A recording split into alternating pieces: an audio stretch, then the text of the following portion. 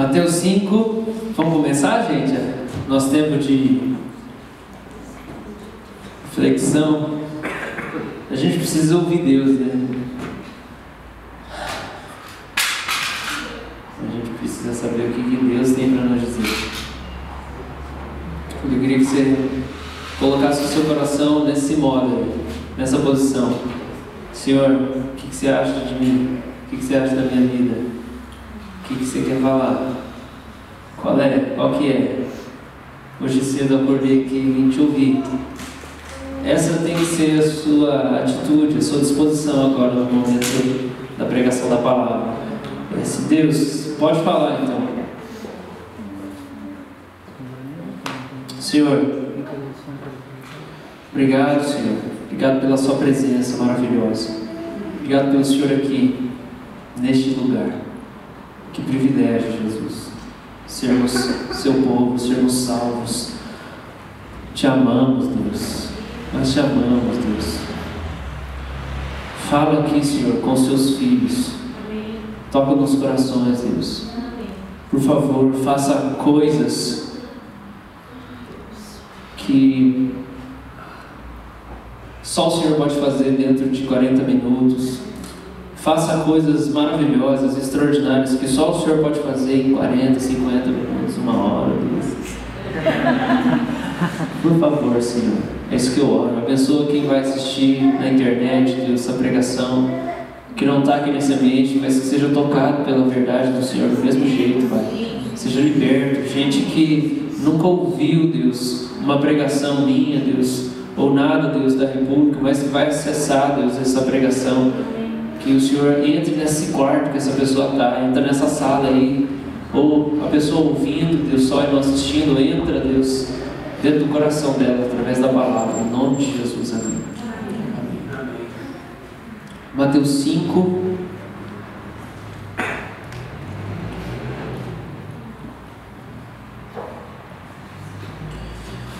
versículo 1.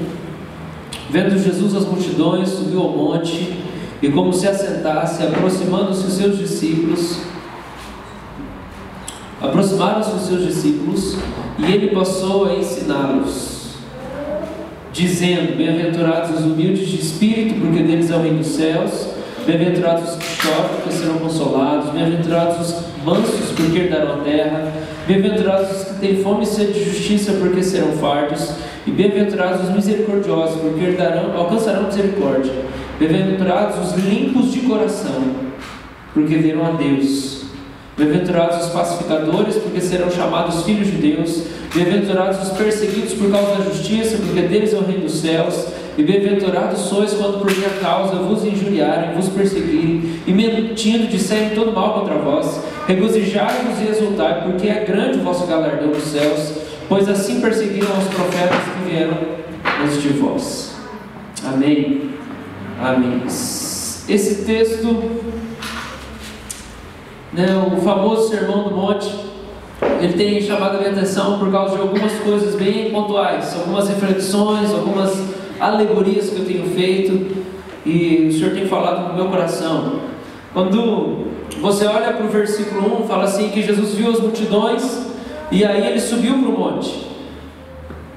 Você sabe que o monte não era o lugar que ia a multidão. O monte era o lugar onde ou o cara subia sozinho, ou subia algumas poucas pessoas para ter um momento ali privado.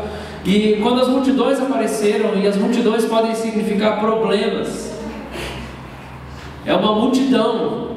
Gente, uma multidão é uma multidão de problema. E quando aparecem as multidões, e aquele tanto de problema, e aquele tanto de gente com doença, e Jesus resolve isso, Jesus resolve aquilo, e significa pressão, significa estresse, significa peso.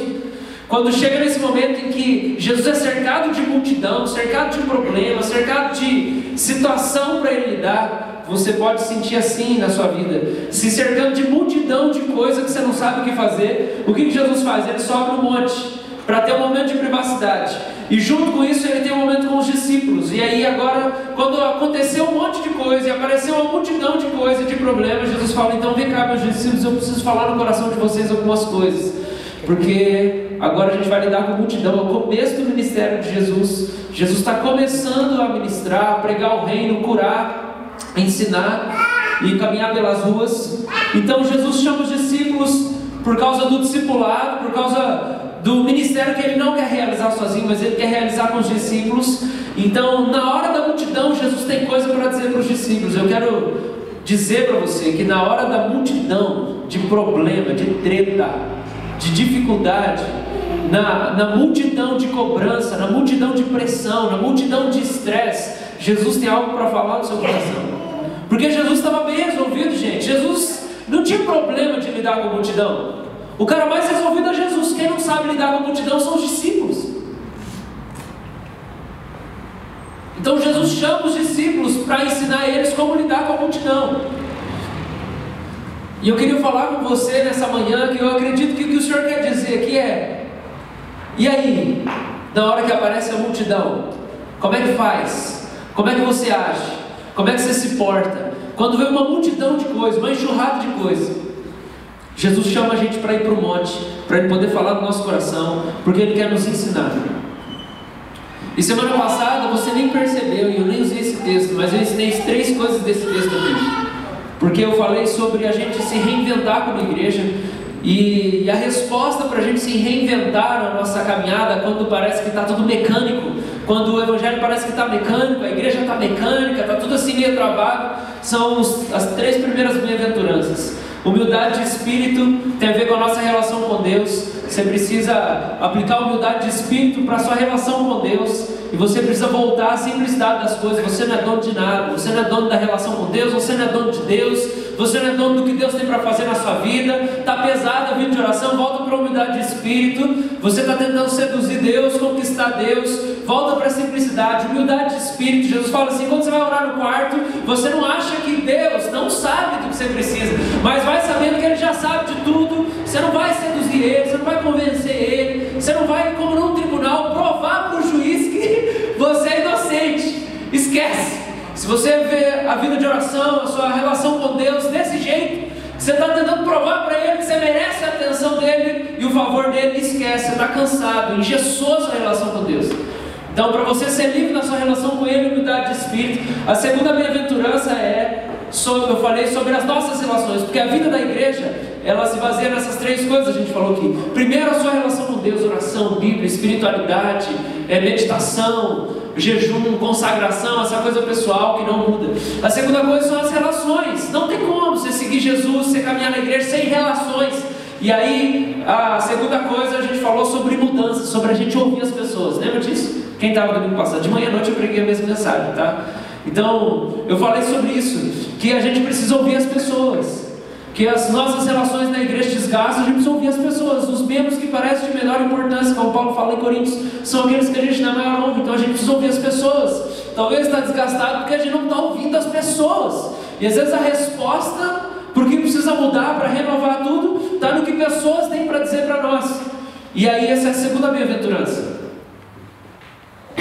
para reinventar a igreja, para a igreja se reinventar, é a gente chorar, a gente aprender a chorar uns com os outros, e a gente vai ser consolado, porque as relações se desgastam. Então vamos sentar, vamos colocar tudo em cima da mesa e vamos chorar. Quando a gente chora pouco, a gente esconde as coisas, a gente realmente não suporta o fardo, a igreja fica insuportável, ela fica cansada. E a terceira bem-aventurança, que é: bem-aventurados os mansos porque herdarão a terra. Qual a terceira coisa que envolve você seguir Jesus aqui nessa vida? Lembra que eu falei semana passada? Primeiro, a nossa relação com Deus. Segundo, as relações. E terceiro, alguém estava aí semana passada? Lembra? Dou-lhe uma, dou-lhe 2.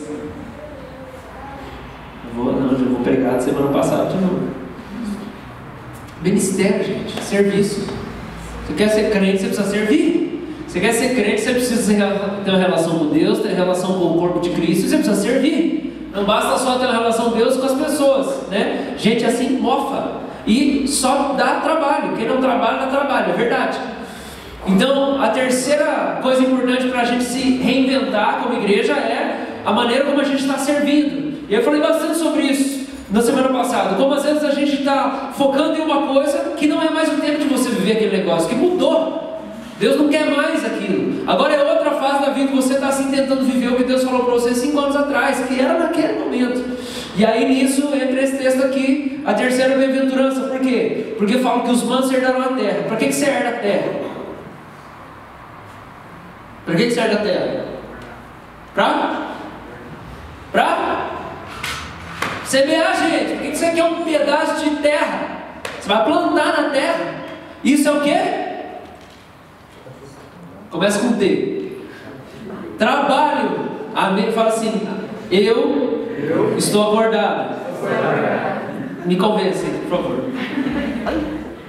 Para que você herda a terra, gente? Trabalho. Isso, para trabalhar. Então a terceira bem-aventurança tem a ver com o trabalho. Ele está falando assim: você está cansado, a multidão está aí. Você precisa de mansidão, gente, senão você não vai aguentar trabalhar. Você não pode possuir o seu trabalho, você tem que ser manso. Do que esse texto está falando? Você lembra de algum versículo, alguma situação no Antigo Testamento quando você lê isso aqui? A terceira bem-aventurança? Ninguém lembra de nada? Alguém lembra? Faz o sinal. Do que você lembra, presbítero? Parar do seu amor. Do seu amor. Ana. Ótimo, mas não é, nem desse.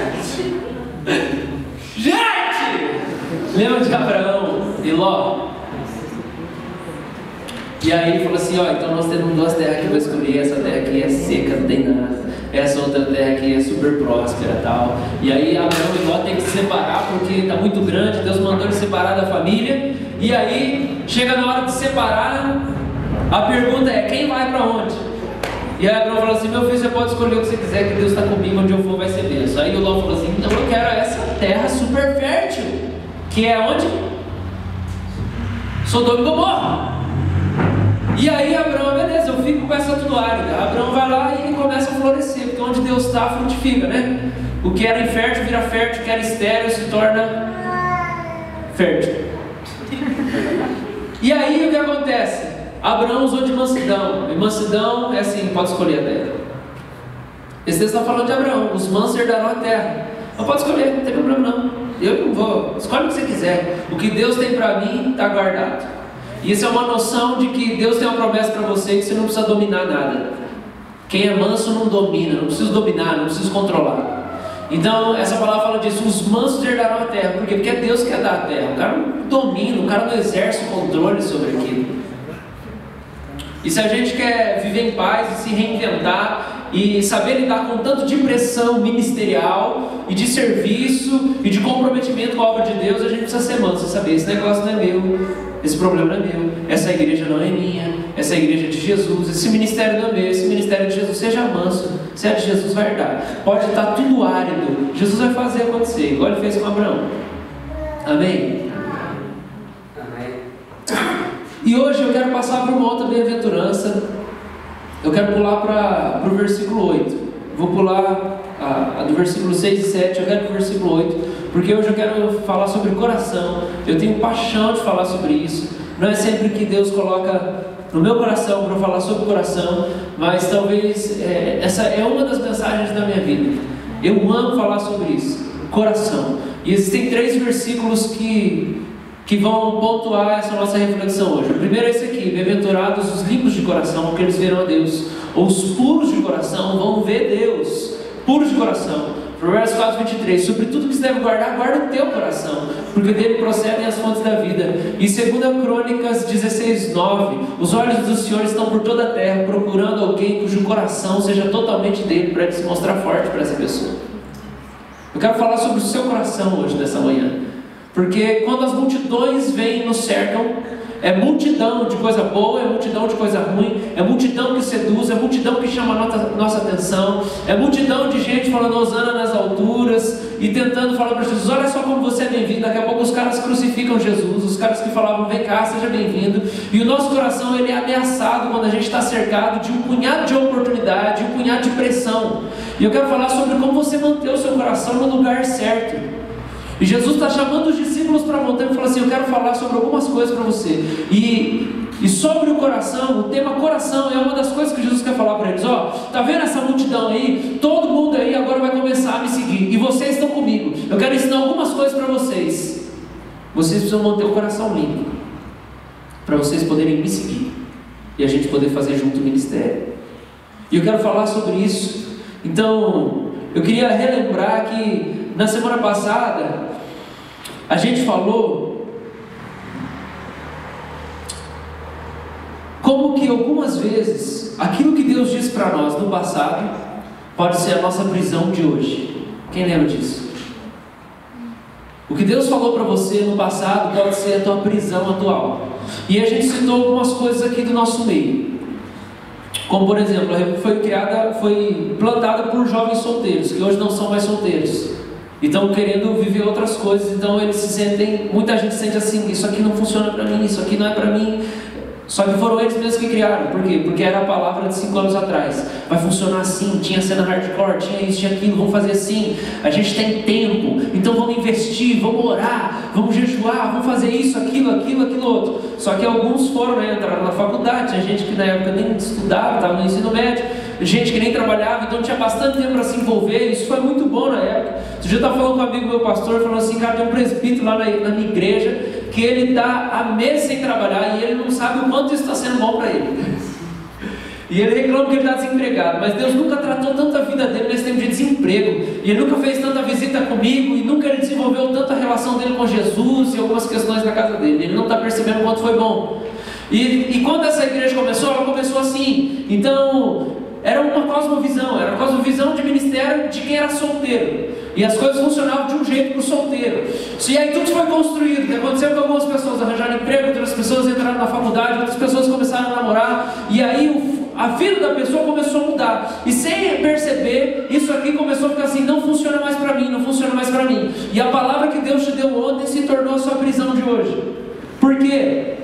Porque a vida muda. Porque os processos mudam, porque o que Deus tem para fazer na nossa vida muda, as estações mudam, e agora Deus está dizendo outra coisa para você. E o que você precisa fazer agora? Quando a sua vida está pesada, quando a sua relação com Deus está pesada, quando o seu ministério está pesado, quando a sua relação com as pessoas está pesada, o que você faz agora? Você precisa parar para ouvir Deus. Porque o que Ele falou para você 3 anos atrás, foi para 3 anos atrás, filho. Porque Deus não nos criou para passar para nós um roteiro e falou assim, agora você se vira. Porque o maior interesse dele é relacionamento. Então presta atenção, você não precisa saber a vontade de Deus para amanhã. Você precisa ouvir o que Ele está dizendo hoje. Você pode não saber qual é o sonho, você pode não saber qual é o seu chamado, você pode não saber onde você vai estar daqui a um ano, você pode não saber se é missionário, se é profeta, se é evangelista, se é pastor, você vai para a África, ou você vai para Uberaba, ou você vai para a favela, ou você vai para a Rocinha, ou você vai para o Rio, ou para o sertão do Nordeste. Você pode não saber, não importa tanto. O que importa é o que Deus está falando hoje, porque amanhã você não tem, você só tem o agora, amém? Você não tem amanhã, filho, você não tem ontem. Então, se você está lamentando, Deus falou comigo no passado, eu sofri isso e lá no passado foi difícil, já passou, o que Deus está falando agora? Você precisa parar e ouvir o que Deus está dizendo para agora. Por quê? Porque a gente está em processo, a gente está sempre em movimento, e Deus tem sempre algo novo para falar com a gente. E quando Deus fala, o coração fica leve e pega fogo. Tem que entender isso. Quando Deus fala com você, o seu coração fica leve e ele pega fogo. Porque foi isso que aconteceu no caminho de Emaús. E pode ter uma multidão ao seu redor, de estresse, de problema, de oportunidade, de sedução. É tanta coisa boa aparecendo na sua frente que você não sabe nem que porta que você entra. Isso também traz estresse, isso também traz cansaço. Ou um punhado de problema, é multidão. O que você precisa fazer? Você precisa subir no monte. Porque os discípulos precisavam subir no monte, então você precisa subir no monte e ouvir Jesus falar sobre o seu coração e manter o seu coração puro. Porque quando Jesus fala com você, o seu coração fica leve e ele pega fogo. Então você está pesado, você está travado, você está truncado, você está imobilizado. Você está precisando ouvir Jesus hoje. O que Jesus tem para falar hoje? Você está desanimado. E a gente falou sobre renovação, e é isso que Jesus quer fazer. E eu quero falar hoje mais sobre o sentido da vida, sobre o vazio existencial, sobre por que eu estou vivendo. E eu quero dizer que o vazio existencial, ele não se preenche só com respostas objetivas. Eu vou fazer isso, eu vou fazer essa faculdade, o plano é esse, daqui 6 meses eu vou morar em tal lugar, eu vou servir em tal ministério da igreja. O vazio existencial, ele não se resolve só com questões, respostas objetivas, coisa prática. Mas o vazio existencial, o nosso vazio da nossa vida com Deus, de tudo que parece que não tem sentido ser crente mais, tudo mais, não é só resposta objetiva, mas é uma questão de coração. É renovar a paixão por viver, não paixão por projeto. Você não precisa se apaixonar por projeto, você não precisa se apaixonar pela igreja de novo, você não precisa se apaixonar pelo ministério, você precisa se apaixonar pela vida, em toda a sua integralidade, em todas as áreas da sua vida. Então o seu coração, ele precisa ser renovado. Não é o ministério que tem que ser renovado, não é a sua vida devocional que tem que ser renovada, não é a sua relação com as pessoas da igreja que tem que ser renovada, é o seu coração que tem que ser renovado. Você precisa amar a vida de novo, e a vida é tudo. E eu não quero pregar para você se tornar um cara mais produtivo na igreja, porque renovar sua relação com a igreja não é o importante é renovar o seu coração.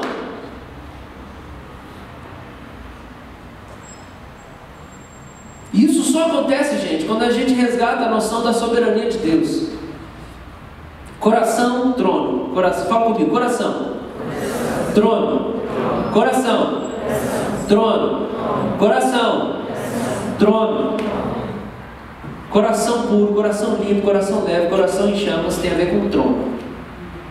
Essas duas imagens, elas estão profundamente ligadas. Você precisa resgatar uma noção da soberania de Deus. Você tem que resgatar a imagem de quem está sentado no trono.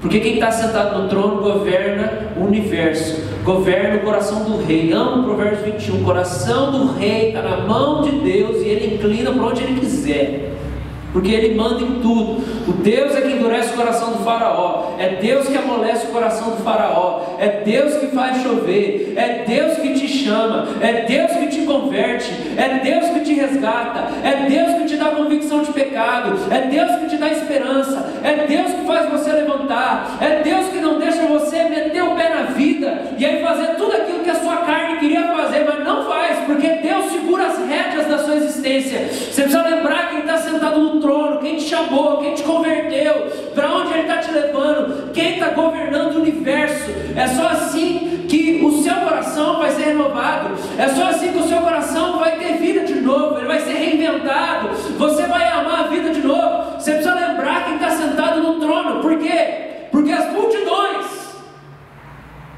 dizem para você que você está sentado no trono, e você tem que resolver todos os problemas, e você tem que tomar todas as decisões.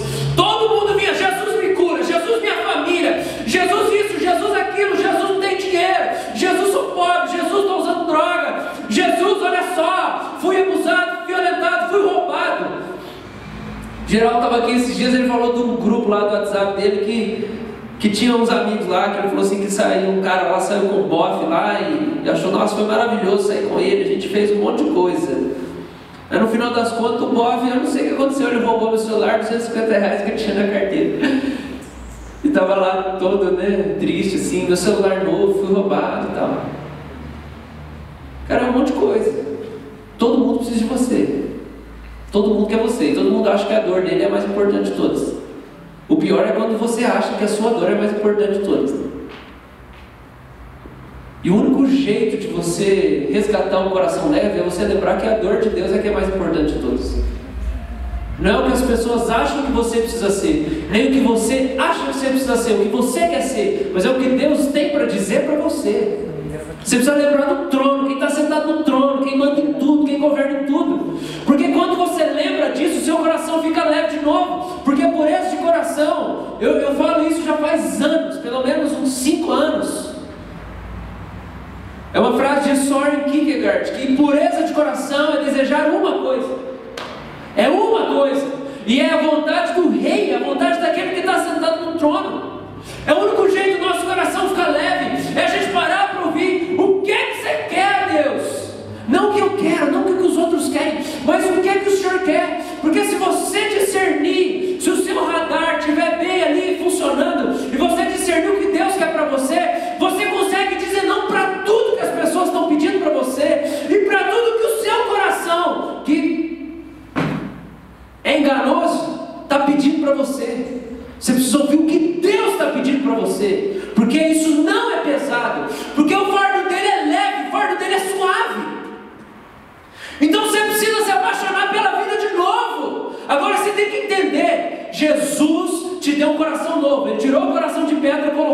de carne aí dentro, amém? E Ele está escrevendo a lei dele no seu coração. E o seu coração, porque nasceu do Senhor, ele é um coração que tem uma inclinação natural para Deus. Naturalmente você sente vontade de Deus, você sente falta de Deus, você sente desejo de Deus. Você pode orar por fome de Deus, por ser de Deus, mas é uma coisa que você não precisa preocupar. Se você é convertido, você vai sentir fome de Deus, porque o seu coração é nascido dele, é um coração de carne, é o Espírito que gerou. Amém? Então o seu coração já tem uma inclinação para Deus, e o Espírito Santo ainda está aí para dar uma reforçada, para te ajudar a desejar Deus. O que trava o nosso coração, entulha o nosso coração, faz o nosso coração ficar pesado, angustiado, desanimado de Deus, do serviço, ministério, das relações, da vida, da família? O que faz o nosso coração entulhar? Não é buscar muito a Deus. Você precisa entender isso. Buscar muito a Deus não cansa o nosso coração. O que cansa o nosso coração é quando a gente busca outras coisas.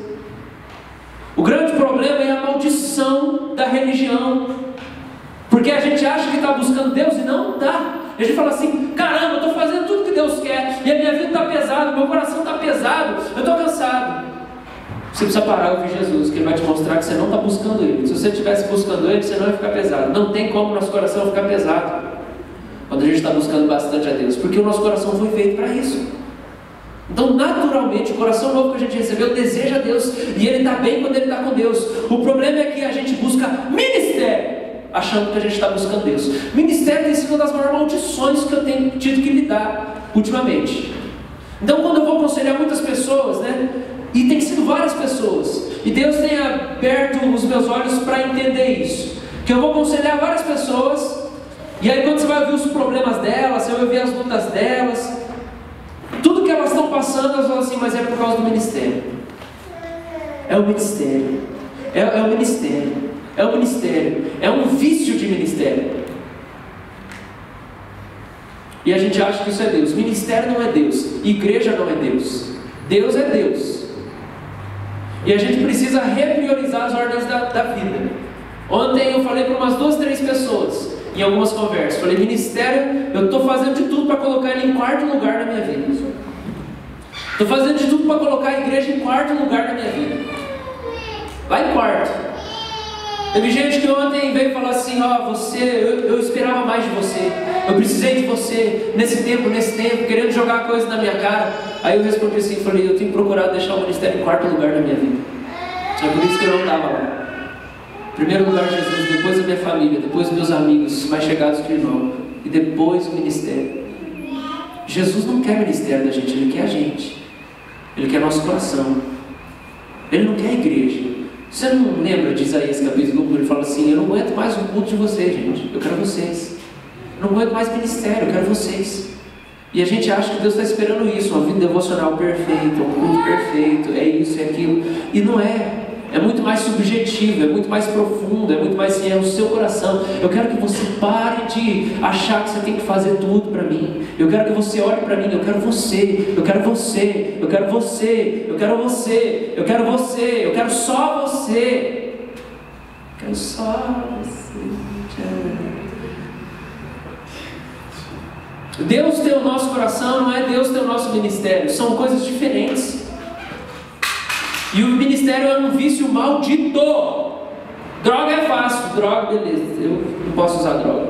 Bebida é fácil, beleza. Fornicação é fácil, beleza, não pode ter vida sexual louca, imoral. Agora o ministério dos fariseus que fizeram eles matar Jesus, porque os caras acham que eles estão fazendo a vontade de Deus, quando na verdade eles não estão, eles estão realizando um projeto espiritual, um sonho espiritual, que fala assim: não, isso aqui que Deus tem para mim, é o ministério, é a minha vida. O cara não vê Jesus, ele não ouve Jesus, e ele está aprisionado por um projeto de anos atrás, sem perceber o que Jesus está falando para agora, o que ele tem para agora para a pessoa viver, porque está obstinado. É ministério, é servir a Deus nisso, é servir a Deus aquilo, e aí o que entra no caminho é inimigo.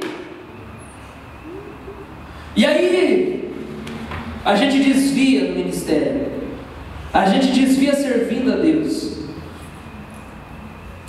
Depois dos últimos 10 dias que eu fui liberto da armadura, da camisa de força que a República tinha se tornado para mim, do ídolo que a República tinha se tornado para mim, eu fiz aquilo que eu tenho paixão, que eu amo fazer, é ter um dia em branco, sem ansiedade de nada.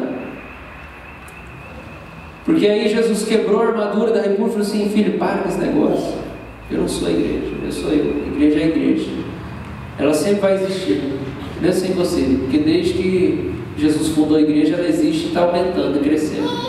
Então esse negócio é meu, relaxa. E aí eu consegui descansar, e essa semana fui tirar um tempo de descanso junto com os Lucases da casa. A gente foi na casa do vô do Lucas, e cara, literalmente a gente não tinha nada para fazer.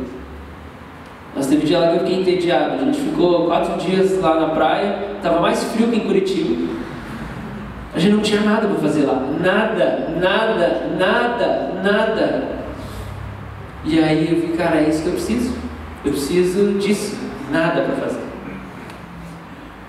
E aí, quando eu não estava me cobrando de fazer nada, e eu não tinha nada para fazer, de repente comecei a ficar com vontade de ficar com Jesus. E aí Jesus começou a falar comigo: ó filho, é isso que eu quero. Eu não quero que você viva na pressão de fazer nada, eu quero só que você viva com o seu coração leve, com o seu coração limpo. Se você não se colocar pressão nenhuma, o seu coração já vai naturalmente vir para mim. É uma inclinação natural, ele é um novo coração. Você vai me querer. Então tudo que você precisa fazer é se livrar dos entulhos que estão te oprimindo, fazendo o seu coração pesado. E aí você vai me achar de novo. E aí você vai redescobrir esse relacionamento, essa caminhada leve. E esse é o redescobrimento, gente, do discipulado radical. Esse é o redescobrimento de viver exclusivamente para Jesus. Esse é o redescobrimento, que eu diria que é o redescobrimento de Deus.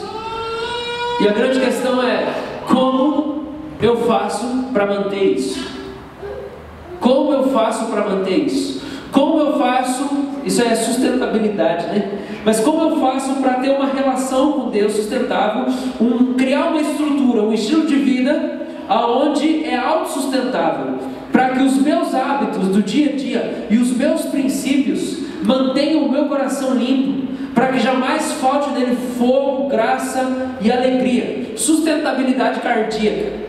Como é que eu faço para ver com o meu coração leve diante de Deus e não ficar voltando sempre para um lugar de idolatria, para um lugar de peso, para um lugar de pressão? Como que eu faço para o meu coração não entulhar sempre de novo? E eu estava um dia lá e uma coisa muito interessante que veio na minha cabeça, uma lembrança das aulas de hebraico do seminário. Coração em hebraico é leve. É assim que você diz coração em hebraico: leve. Leve. Aquilo foi feito para ser leve. Mateus 11:28, Jesus fala assim: vocês estão cansados, sobrecarregados, vem para mim. Vem para mim. Meu fardo é leve, meu jugo é suave. E aí Jesus fala assim: aprendam de mim. Aprendam de mim. E ele diz: aprendam de mim porque eu sou manso e humilde de coração, e vocês vão achar descanso para a alma.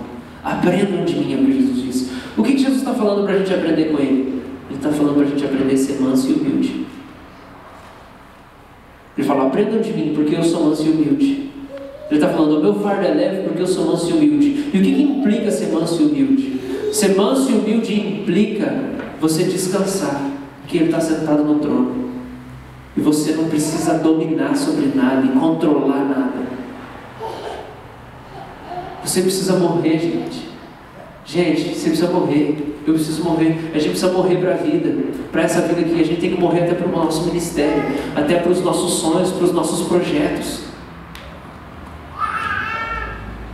A gente briga por causa de ganância, a gente estressa por causa de ganância, de ambição, porque tem que acontecer, porque tem que ser desse jeito, e a gente esquece quem nos comprou, quem está sentado no trono. A gente tem que lembrar quem controla todas as coisas, quem domina o universo é o nosso Pai. Ele exerce o domínio sobre todas as coisas. A gente precisa renunciar a tudo. Parece que todo dia eu preciso lembrar: Deus, o Senhor cuida de tudo. O Senhor manda na igreja, o Senhor manda na saúde, o Senhor manda na família, o Senhor manda nos projetos, o Senhor manda nos sonhos, o Senhor manda em tudo. Eu preciso renunciar aos sonhos de novo. Eu preciso renunciar e entregar. Jesus, cuida. O meu coração foi feito para desejar uma única coisa: você. E aí junto com você, tudo que acontecer na minha história, vai acontecer. O Senhor vai me conduzir, mas eu fui feito para desejar e ansiar só o Senhor. Agora, por que o nosso coração fica pesado? Por que caminhar com Deus fica difícil? Por que fica tão estressante? É porque a gente está querendo um monte de coisa que não é Deus. E a gente fantasia, a gente fala, é ministério, é vontade de Deus. O que é a vontade de Deus? A vontade de Deus é que você se desapegue de tudo que está no seu horizonte e você faça igual a Abraão. Pode escolher. Onde Deus me levar, vai frutificar. Deus está procurando, passando os olhos sobre a terra, procurando alguém cujo coração seja só dele. É só dele. É Jesus, eu só quero você. E ser usado. Cara, ser usado por Deus pode se tornar uma grande idolatria para nós. Porque a desgrama é que a gente pinta a reputação de outro jeito. A gente chama a maldita da reputação de ministério. E é projeto pessoal. Não é vontade de Deus. Gente, porque ministério de verdade é uma coisa que sai de você. Você não tem nem que fazer força. Aonde você passa, a sua sombra cura. Aonde você passa, as pessoas são renovadas. Agora, se a gente está fazendo muita força para o negócio acontecer, não é Deus que está puxando. Não é Deus que está puxando. E a gente precisa entender, essa caminhada é leve, mesmo com uma multidão te cercando, mesmo com uma multidão me cercando, mesmo com uma multidão de problema e de cobrança. Quando o meu coração está só nele, eu não tenho problema em dizer não para ninguém. Eu não tenho problema em dizer não para as mentiras, em dizer não para as cobranças. Eu preciso de um coração leve. Meu coração foi feito para ser leve. Eu preciso restabelecer as prioridades da minha vida. Jesus, família, amigos, ministério. Ministério tem que ter em terceiro, quarto lugar na sua vida. Sabe por quê? Se a gente perceber, a gente está vivendo pela lei, achando que a gente tem que ser bem sucedido espiritualmente para que Deus nos ame. E Deus não precisa de ministério. Gente, ser cristão não é ter um ministério. Ser cristão não é ter ministério conhecido. Ser cristão não é abrir ONG que fica famoso no mundo inteiro. Ser cristão, ser íntimo de Jesus, ser amigo de Jesus, não é plantar uma igreja que tem 20 mil membros, ou ter um super dom de ensino, ou escrever livros que ficam conhecidos no mundo inteiro. Isso não é ter intimidade com Jesus. Ter intimidade com Jesus é ter intimidade com Jesus, que vai refletir em primeiro lugar na sua família, nos seus relacionamentos. Esse é o maior sinal de intimidade com Jesus, não o ministério. Olha a Sansão, gente, o cara fazia tudo errado. Ele vingou Israel por 20 anos, mas ele fazia tudo errado. Esse cara não tinha intimidade com Jesus. Sansão não tinha intimidade com Jesus. Comentei hoje mesmo sobre Saul. O cara profetizou, o cara estava sentado no trono, ele não tinha intimidade com Jesus. Deus rejeitou ele. Eu quero trazer para você que o que está pesando no seu coração é a leitura do que é intimidade com Jesus. É a leitura do que é ter um coração totalmente dele. Não é ter um ministério bem sucedido. É ter uma família bem sucedida. Isso são 3 pessoas, 4 pessoas. Isso é ser cristão. Isso é ser cristão. Não é dar fruto lá na ponta, é aqui. É aqui dentro, é aqui, é eu e você, nossos relacionamentos. E aí eu continuo, pessoalmente como pastor, dando passo e passo, progredindo em reduzir a minha agenda de trabalho. E quem achar ruim, infelizmente vai ter que achar, porque eu quero ser cristão, não ser pastor. Não é igreja, Jesus, família. Não é ministério, Jesus, família. O ministério está em terceiro, quarto lugar. Então vai ter um monte de gente, uma multidão falando assim: ah, mas esse pastor não pode atender ninguém. Ah, mas gente, sempre vai ter gente precisando de você. Sempre, não importa qual seja o seu chamado. Sempre vai ter alguém que vai achar que o problema dela é maior e vai falar que você é injusto porque você não estava lá quando essa pessoa precisava. Sempre. Mas eu não vivo para o ministério, eu vivo para Jesus, eu vivo para a minha família e depois o ministério. Quem eu não posso deixar na mão é Jesus em primeiro lugar e a minha família. E para eu ter isso com a minha família, eu preciso ter tempo. E para eu ter tempo, eu preciso ter menos tempo produzindo. Por quê? Porque o que importa é o coração. Deus está passando os olhos sobre a terra para procurar alguém, para achar alguém que o coração é totalmente dele. E o que Jesus mais expressa são as relações, que começa com ele, depois sua família. O ministério está lá depois. Emerson Fittipaldi lançou uma matéria, a Veja lançou uma matéria sobre Emerson Fittipaldi, porque foi anunciado que ele tinha uma dívida de mais de 20 milhões de reais. E eu quero ler um pouco para vocês, porque para mim isso aqui é ser cristão. O cara não tem um ministério bombástico, tem gente que nem sabe que ele era cristão. A vida esportiva e empresarial de Emerson Fittipaldi, cujo nome fez parte do imaginário coletivo das corridas de carro, foi construída com algumas aceleradas espetaculares. E na contramão, dramáticos movimentos de marcha a ré. Emerson virou lenda. Com apenas 27 anos, ao conquistar o bicampeonato mundial de Fórmula 1, em 72 e 74, retomou a fama global com a vitória nas 500 milhas de Indianápolis, nos Estados Unidos, em 89. E repetiria a proeza em 93. Entre uma vitória e outra, fez inúmeras apostas como empreendedor, ao lado de mecânicos e na agricultura, com laranjais no interior de São Paulo. Seu tombo mais conhecido foi o prejuízo de 7 milhões de dólares com a escuderia Capersucar, em associação com o irmão Wilsinho. Era um sonho grande que acabou em 1982. Na semana passada divulgou-se que Emerson, 69 anos, teve penhorados alguns de seus bens, inclusive o heróico Penske de 1989, para cobrir dívidas que chegam a 27 milhões de reais. Para revelar o drama dessa curva inesperada e defender-se das acusações de descuido com o dinheiro, Emerson recebeu Veja, todo vestido de azul, como o amigo Roberto Carlos, com as lendárias costeletas, mantidas pela força da indústria cosmética no mesmo tom de 40 anos atrás, e um vistoso anel de ouro, com uma bandeira quadriculada em preto e branco, que ganhou em Indianápolis. Emerson diz assim: sou um homem íntegro, cristão, e nunca neguei que estivesse devendo. Quando você é um ídolo, está lá em cima, só há um caminho para as pessoas: derrubá-lo. Elas têm inveja.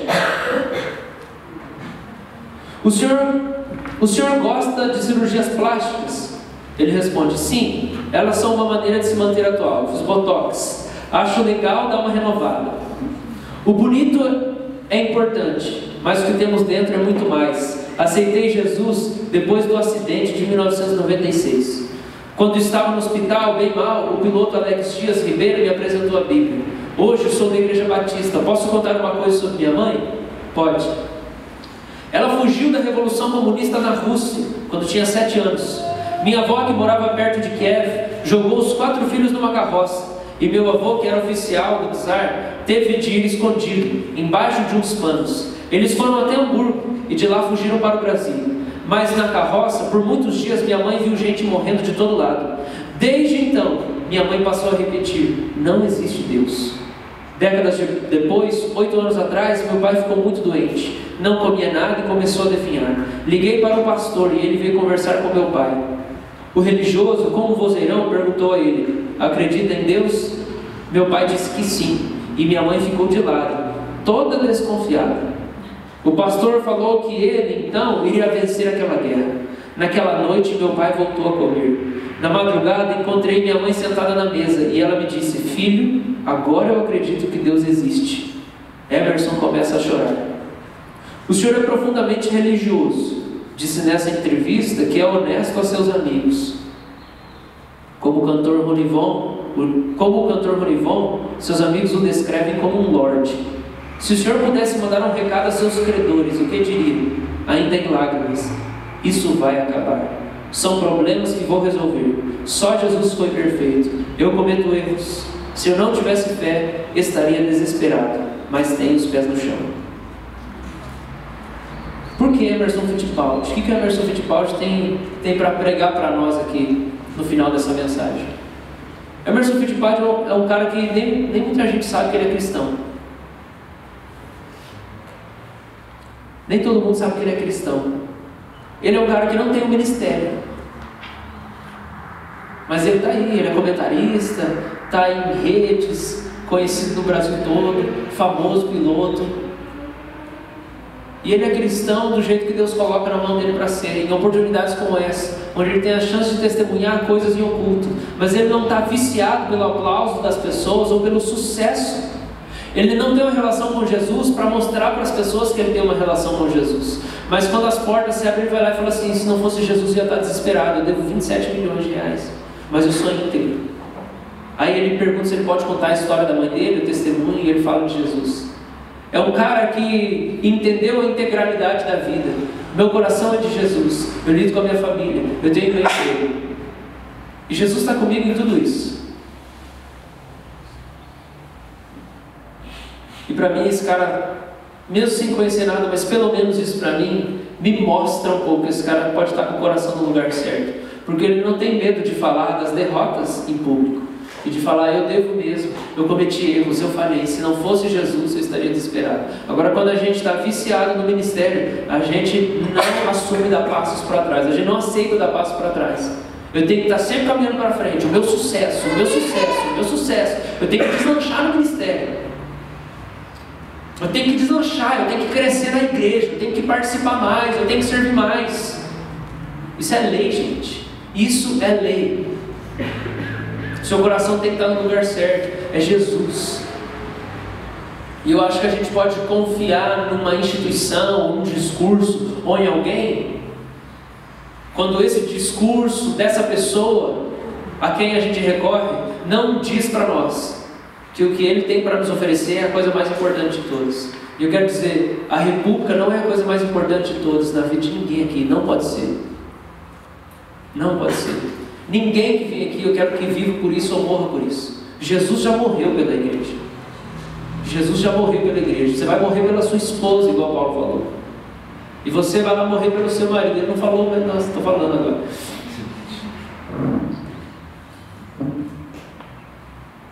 Vai cuidar da sua família, vai cuidar das suas relações. Primeiro, coloque o seu coração no lugar certo. O ministério não é a coisa mais importante da nossa vida. A gente pode desviar do ministério, esquecer de Jesus, só pensar: sucesso, eu preciso florescer, eu preciso frutificar. Você precisa viver antes. Você precisa viver. Não confunda as coisas. Jesus chama a gente para ter um coração leve, para ter um coração em chamas. E incrivelmente, não é se atolando de projetos sobre o nosso coração ficar leve, que ele fica em chamas.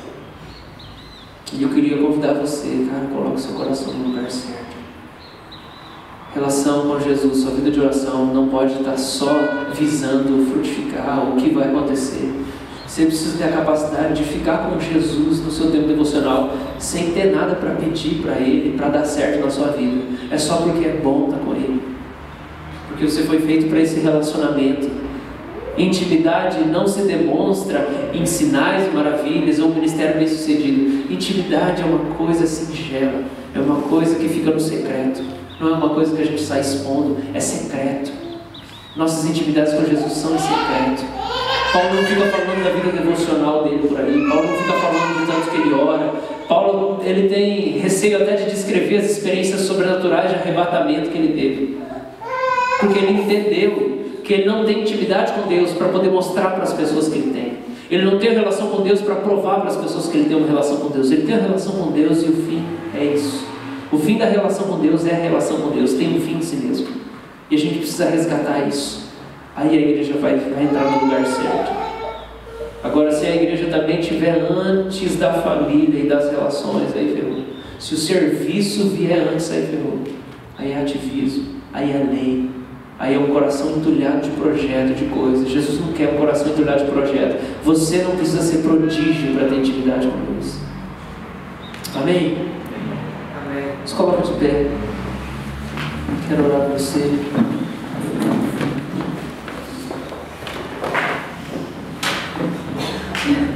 Sabe, eu acho incrível que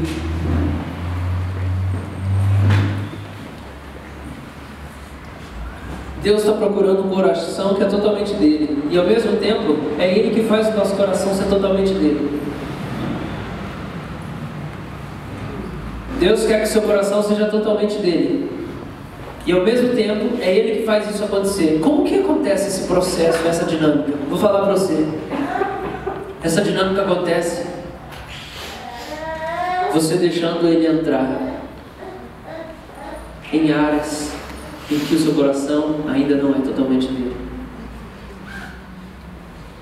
A gente consegue correr um pouco aqui. É uma intimidade intimidadora. É assim que o seu coração vira totalmente dele. É quando você para de usar a oração para ter sucesso e você usa a oração para ser sincero, para se comunicar. Eu estava lá em Floripa e aí, em contato com o ministério lá, a gente agendou alguma coisa, esboçou para eu poder ministrar sobre identidade, sexualidade nos próximos meses, lá na base missionária. E aí eu saí todo feliz da reunião e tal. Eu falei, pô, que massa, cara, poder falar de sexualidade aqui na base missionária. E aí eu estava assim quieto e eu comecei a analisar e a sondar em mim mesmo, e a contemplar e perceber porque que eu estava inquieto daquele jeito. E eu comecei a tentar, Deus, o que eu estou sentindo, o que está acontecendo? E aí eu consegui falar para Jesus, Jesus, vou te falar uma coisa, eu estou animado para vir para cá ministrar nessa base aqui, porque isso aqui vai dar status. E porque pode ter alguma menina aqui porque eu me interesso. Não é por causa do Senhor que eu estou querendo vir aqui. E eu falei para ele. E aí eu falei, Jesus, que bom poder usar a oração só para ser sincero, não para seduzir o Senhor nem conquistar nada. E eu falei, eu não vou nem interceder para o Senhor mudar o meu coração. Porque eu não quero que aconteça algo, eu só quero conversar com você. Eu falei, Jesus, vai dar certo, eu sei que o Senhor quer que eu venha para cá. Eu só queria dizer isso, que eu estou aqui cheio de vaidade, porque eu vou vir para cá, poder ministrar essas pessoas. E aí acabou a oração aí. Eu falei, cara, que massa, você poder só falar para Jesus as coisas. E é uma intimidade intimidadora, tem que te intimidar, cara. Quebrantamento é isso, tem que te intimidar. Você tem que deixar ele entrar em áreas da sua vida que não são dele. É o coração no lugar certo. Para de procurar resultado. Fala com ele. Seja sincero com ele. Só fala para ele, Jesus, está assim, está assim. Esquece ministério. Para o inferno com o ministério. O Senhor não morreu por ministério. O Senhor morreu por você. Pelo seu coração. Por um relacionamento transparente e íntimo de você com ele. Ele não morreu por ministério. Ele não morreu por igreja, para você plantar uma igreja. Ele morreu por você, pelo seu coração. Coloca as coisas no lugar certo na sua vida. Reloca as prioridades. Se não existir ministério, como que você vai viver? No que você vai investir? Onde é que Jesus vai querer que você invista? Renunciar a alguns sonhos passados, que são a nossa prisão de hoje. Nossa idolatria de hoje são sonhos passados. E a gente precisa reciclar. Coração puro. Coração puro, bem-aventurados os limpos de coração verão a Deus. Porque quem não é limpo de coração vai ver só um monte de proposta, só multidão.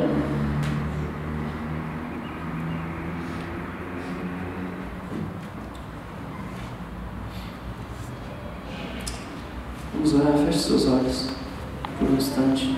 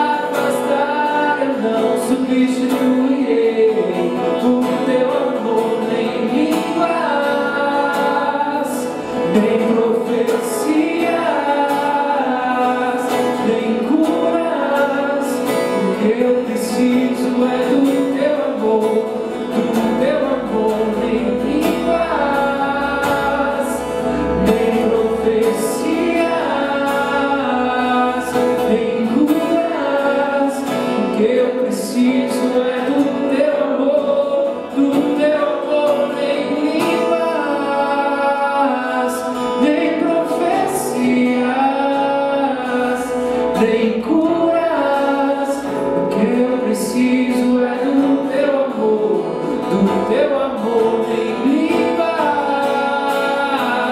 vem profecias, vem curas, o que eu preciso é do teu amor,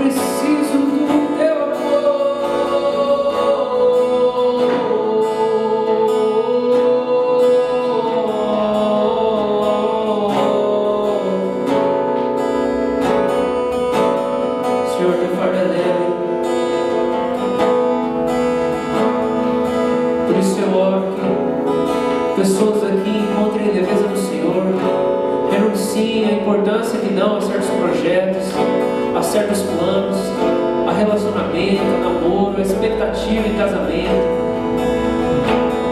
profissional.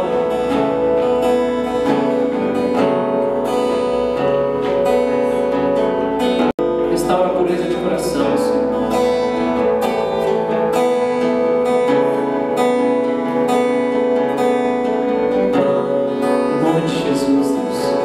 Em nome de Jesus, em nome de Jesus, em nome de Jesus, em nome de Jesus, Senhor. Em nome de Jesus, Senhor.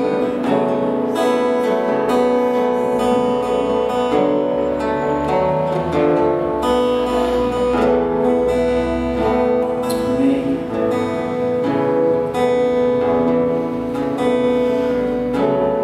É para ser leve, irmãos.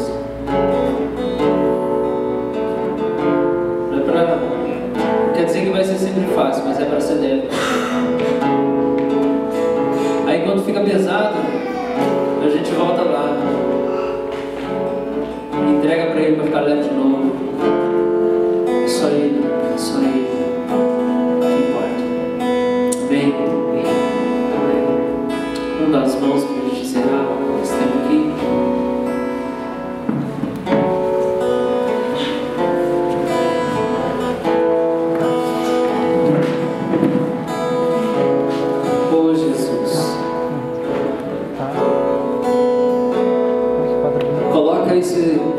Coloca nossos irmãos na nossa vida para nos ajudar a reposicionar o nosso coração.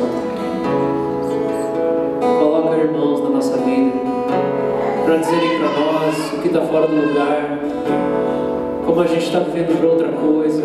Abre os nossos olhos, Senhor. Usa os nossos irmãos, Senhor.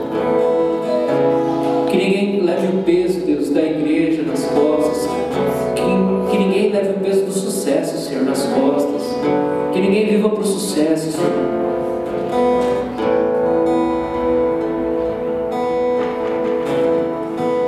É isso que nós oramos, Pai. Em nome de Jesus, Senhor. Que o amor do Pai, o perdão de Jesus, o consolo e a paz do Espírito Santo seja com cada um de nós, hoje e sempre. Amém. Amém. Deus abençoe, Senhor.